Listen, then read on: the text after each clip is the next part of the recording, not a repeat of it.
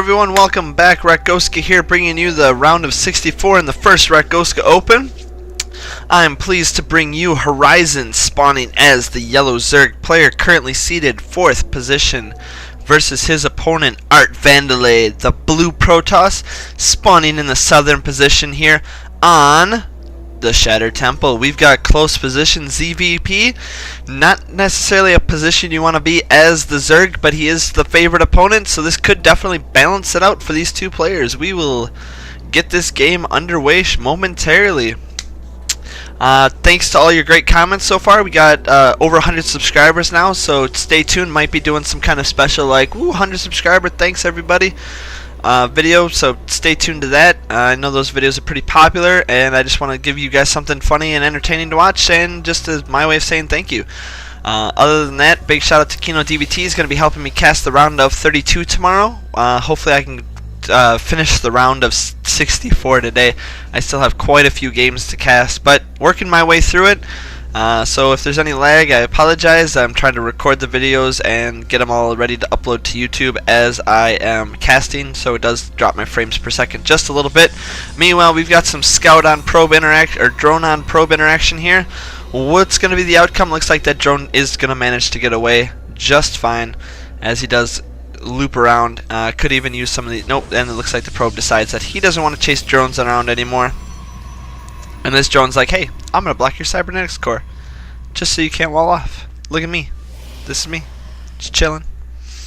So he's definitely going to have to clear that drone out of the way if he's going to want to lay this psi core down, or be forced to have a delayed psi core, which is not something you want to have happen. I would rather not wall off and have my psi core up earlier than wall off, but have it super delayed. So yes, all you have to do is literally just move this around, back and forth, over and over and over again, and there's nothing you can do about it. It's just the nature of the game. This matchup. Ooh, we have pool first build here coming from HorizoN, so we'll be seeing some speedlings on the map momentarily. And ooh, decides that he does not want to build that psi core just yet, and getting that drone.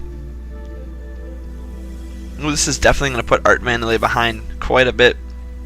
Hasn't even started that cybernetics core yet, but it looks like he wants to get that zealot out first.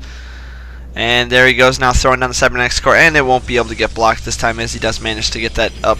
And it looks like zealot pulling away does allow that probe or drone to sneak out with just a measly 5 hit points left.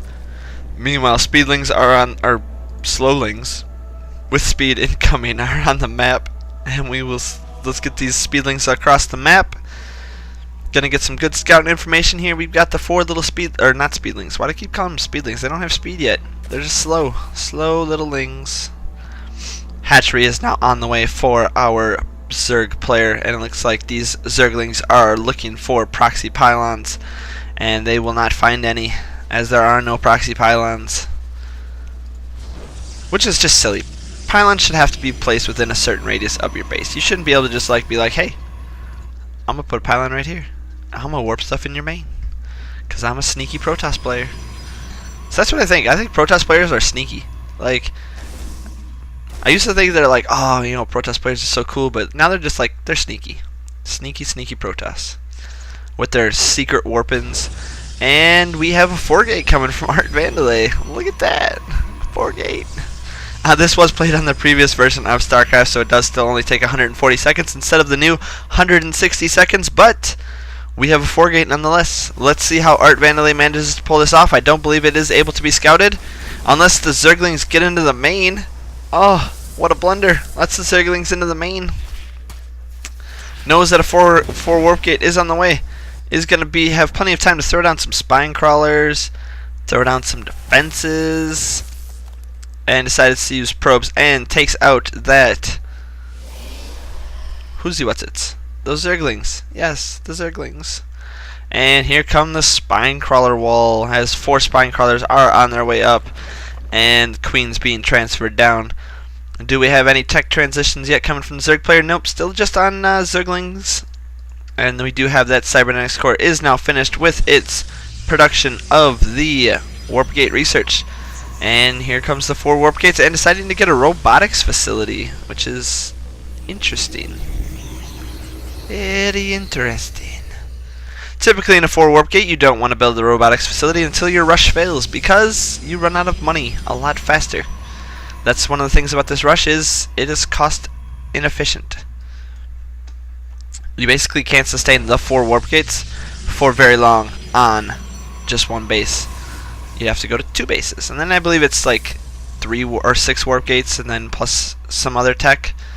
I don't know the exact math. I don't play Protoss that often. I usually do on like random in my 4v4s. I'll play Protoss, but then I usually end up doing like mass stalker builds with DTs, and don't really do too much with Void Rays, and just started actually getting some Colossuses thrown there. But I used to just be like, I'm gonna build nothing but stalkers and get blink and get 333 upgrades and just like blink around and say my army's cool. But for the most part, I would just lose. Oh, 5 spine crawlers. That's a lot of spine crawlers. That probe did not stand a chance. We have one zealot here chasing some zerglings and decides to retreat with that zealot. That probe definitely did not like getting poked in the eye like that. It could not have felt good. With 5 spine crawlers, and we have 2 Evo chambers coming up as well.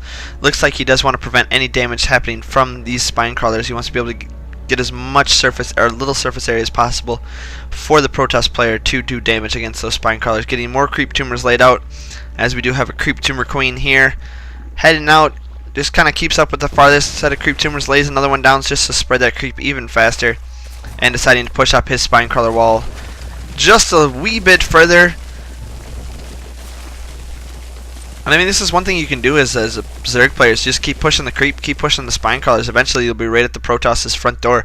I mean, if he gets the spine crawlers to right about here, he's pretty much got the Protoss player contained.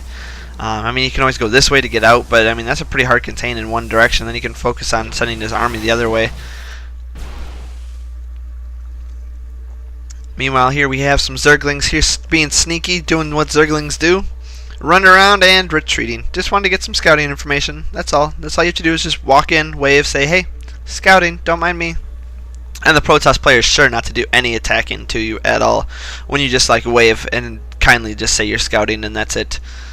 Observer is on the way. High Chrono Boost energy. No upgrades yet from the Forge. Looks like he wanted that just to build some cannons, just to keep those Zerglings from doing any pokey sneaky.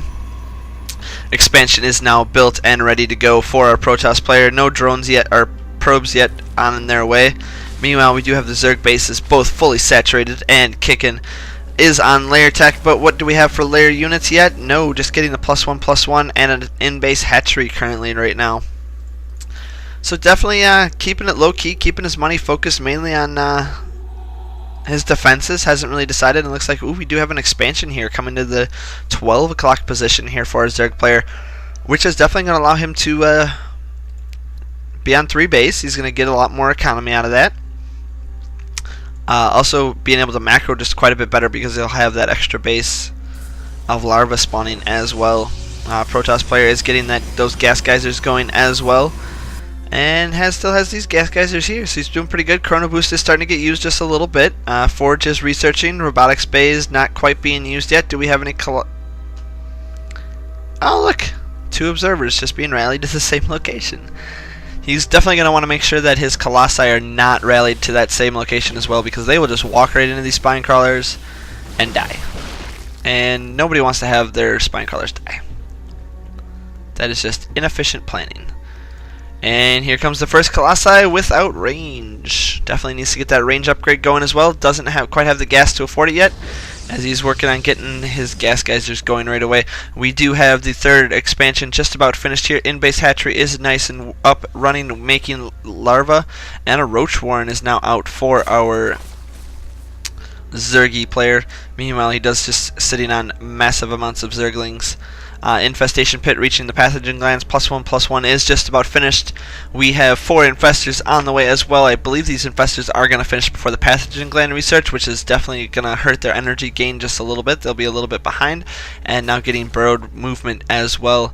Could even push his wall of death up to here, as he does now have creep almost to the Protoss natural, which is definitely not something you want to see, is creep spread in your base.